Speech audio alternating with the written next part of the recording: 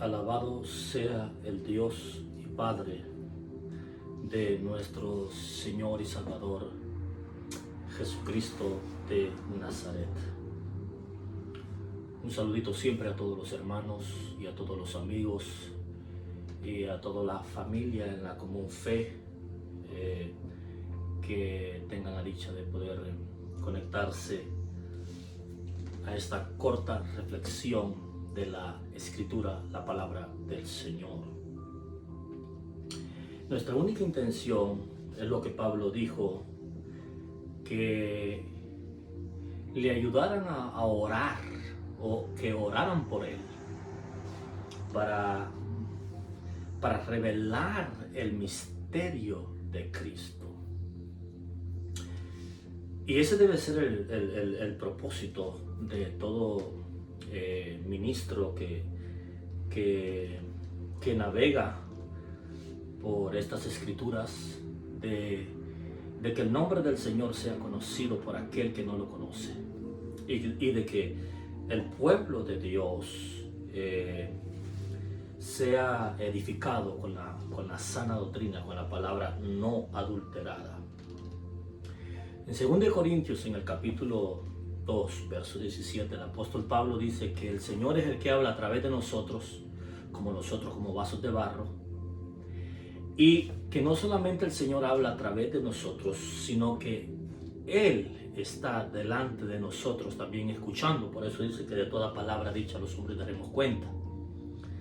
Entonces, nuestra gran nube de testigos, aparte de los que están en la tierra, nuestra principal audiencia de un predicador, de un pastor, es Dios mismo. Es el mismo Dios que inspiró la Escritura. Es el mismo Dios. El auditorio número uno es Dios y sus ángeles.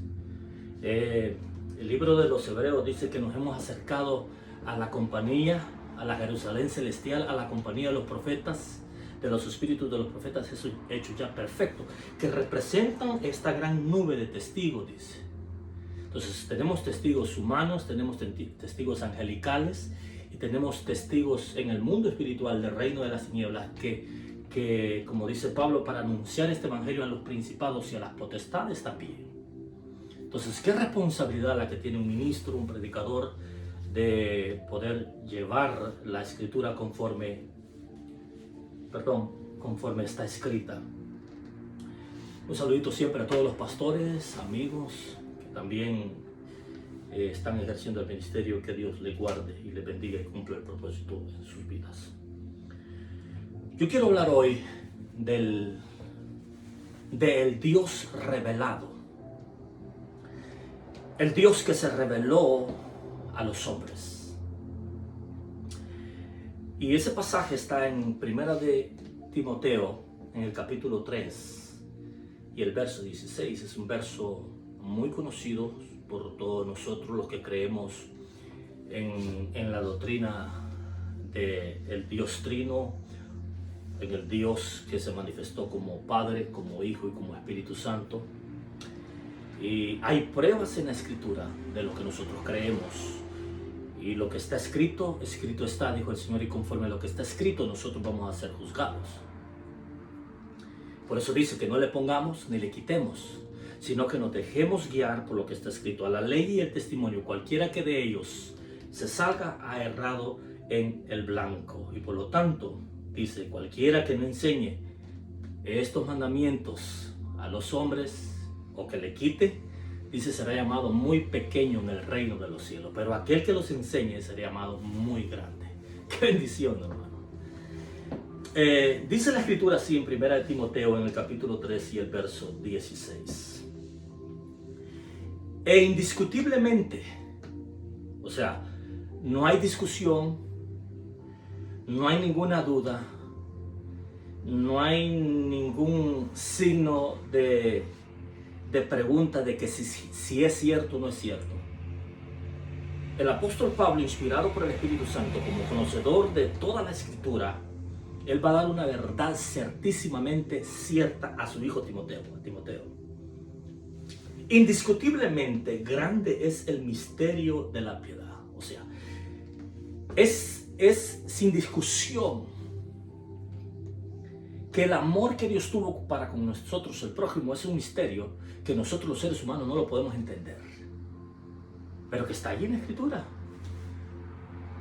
Y como dice la Escritura que las cosas secretas pertenecen a Dios, mas las reveladas a los hombres, pues nosotros tenemos que hacer uso de lo que está revelado para nosotros. Dice, ninguna profecía de esta Escritura, ninguna, es de interpretación privada. Lo que pasa es que estas profecías tienen sus tiempos para ser manifestadas o para ser reveladas a ciertos hombres, como le dijo Dios a Daniel.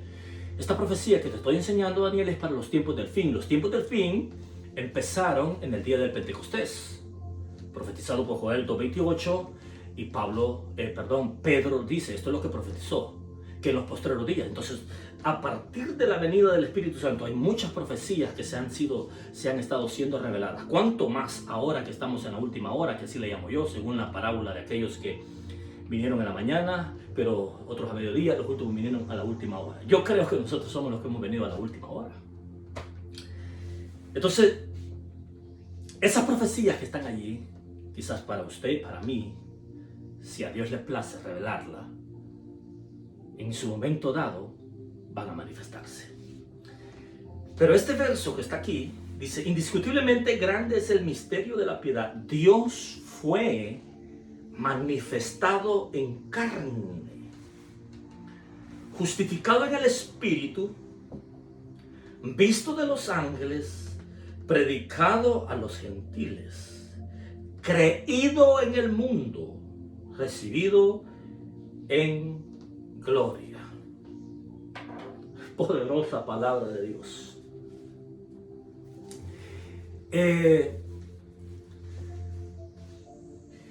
Fíjese, hermano, que nosotros, afortunadamente, los que hemos nacido después del sacrificio del Mesías para acá, la Escritura revela bien claro que nosotros somos bienaventurados porque sin haberle visto en su manifestación o en su revelación, nosotros hemos creído.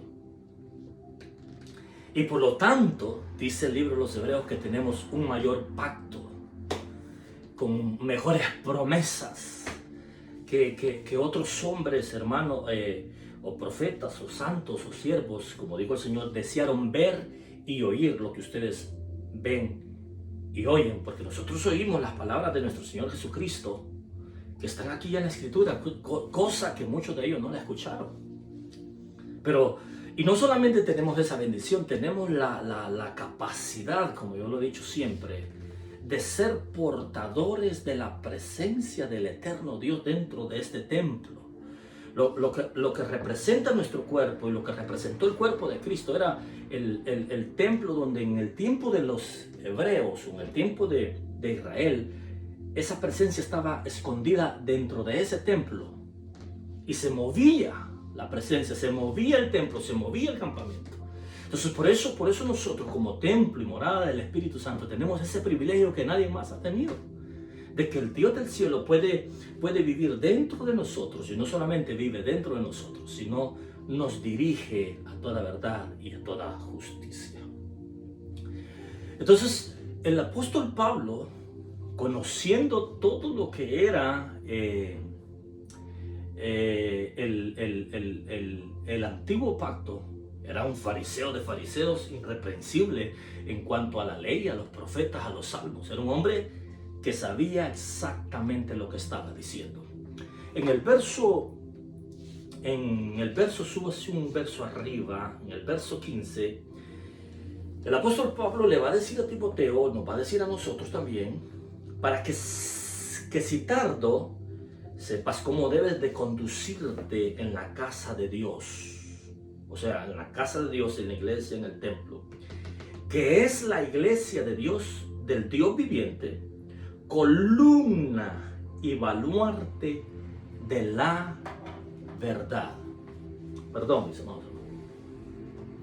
Entonces Pablo, inspirado por el Espíritu Santo, o el Espíritu Santo diciendo, mira, la verdad que viene ahorita, Timoteo, es una verdad que como iglesia nosotros tenemos que anunciarla. Hermano, y este pasaje es muy contradictorio para muchas religiones, para muchas sectas e incluso para muchos que han negado la fe porque no quieren aceptar este verso de que el Dios del cielo fue manifestado en carne. Pero ¿por qué no lo pueden entender? Sencillo, porque las cosas de Dios no se entienden con la mente carnal. La mente carnal no discierne las cosas del Espíritu. Por lo tanto, es el Espíritu Santo que conoce las cosas del Padre, que conoce las cosas del Hijo, que nos puede revelar esa verdad absoluta, indiscutible, que está en este verso. Dice que el hombre, como dijimos, el hombre carnal no puede discernir.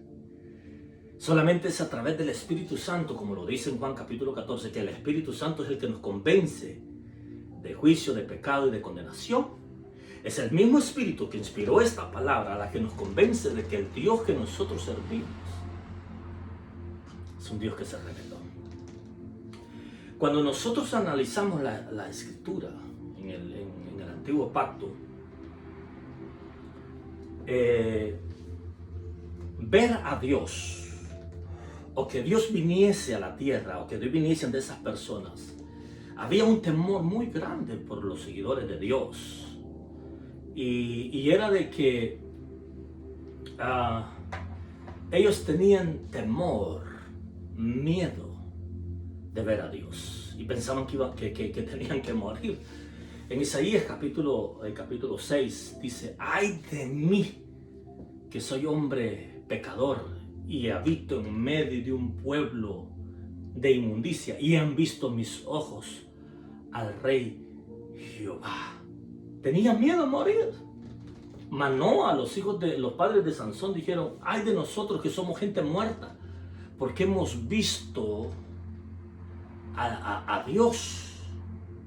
Entonces eso era lo que regía en el Antiguo Testamento. Y es curioso porque, sin embargo, no habían experimentado la esencia del Hijo. El Señor le dice a Moisés: mira, si tú me miras, te mueres.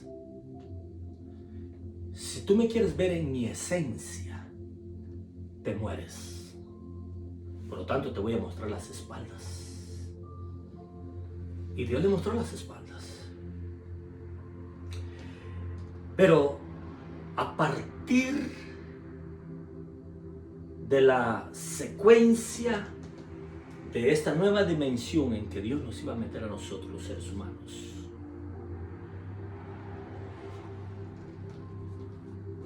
que estaba profetizado en los profetas, donde Emmanuel, Dios con nosotros, habría de venir, y que estaba profetizado y dicho de que aquel Dios invisible que habitaba en luz inaccesible, de aquel Dios que no se dejaba ver por los hombres, iba a venir en la persona del Hijo, en Emmanuel, Dios con nosotros. Por eso dice Juan capítulo 1 verso 14: aquel verbo, aquella palabra que creó los mundos, aquel logos, aquel neuma, aquel ruja que habló en el principio de la creación, ese verbo se hizo carne y habitó entre nosotros, y vimos su gloria, gloria como el unigénito del Padre, lleno de gloria y de poder.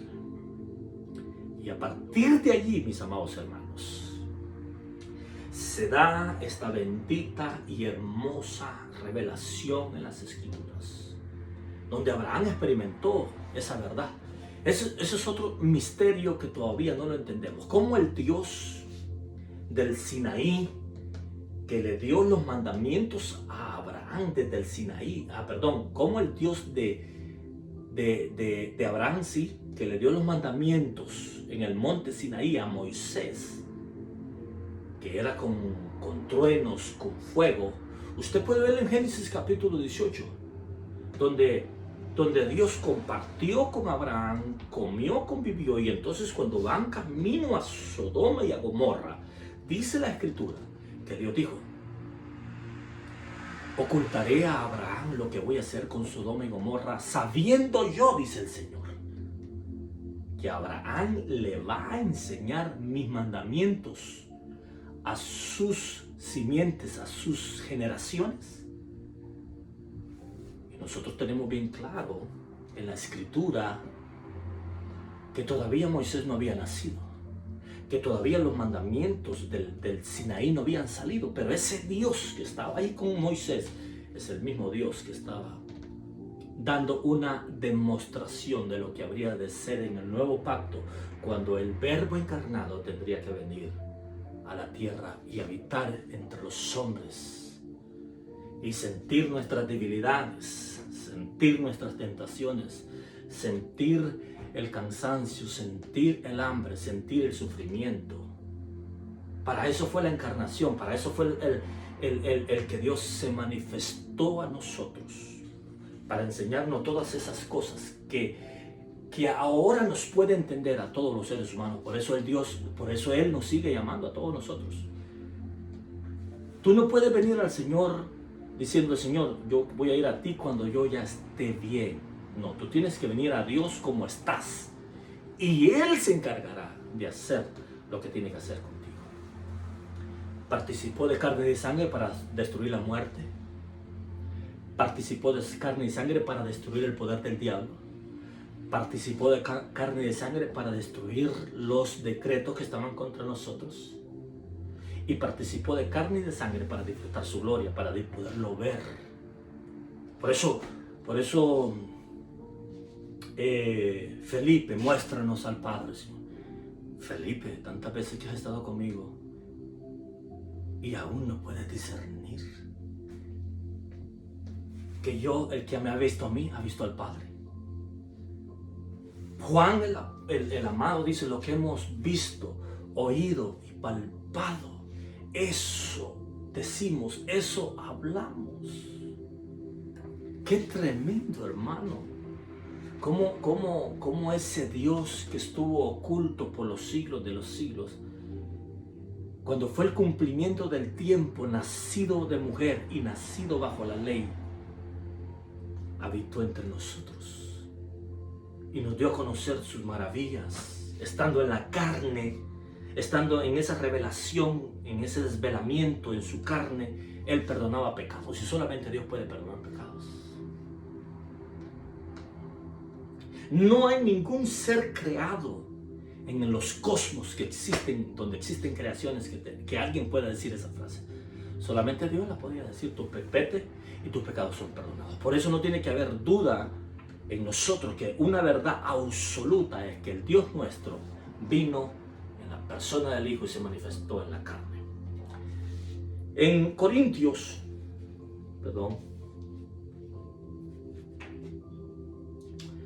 en 2 Corintios, en el capítulo 19, dice la Escritura que Dios estaba en Cristo, reconciliando consigo mismo al mundo, no tomándoles en cuenta a los hombres sus pecados, y nos encargó a nosotros la palabra de la reconciliación. Dios mismo estaba en la persona de Cristo, reconciliando al mundo consigo mismo, mis amados hermanos. No hay ninguna duda. Él se manifestó en la carne. En otras versiones dice: cuando se introduce al mundo, entonces dice: adórenle todos los ángeles de Dios. Dios es hermoso, y Dios es bello, y Dios es fiel y digno de suprema alabanza. ¿Qué pasó con su manifestación en su carne, según este verso?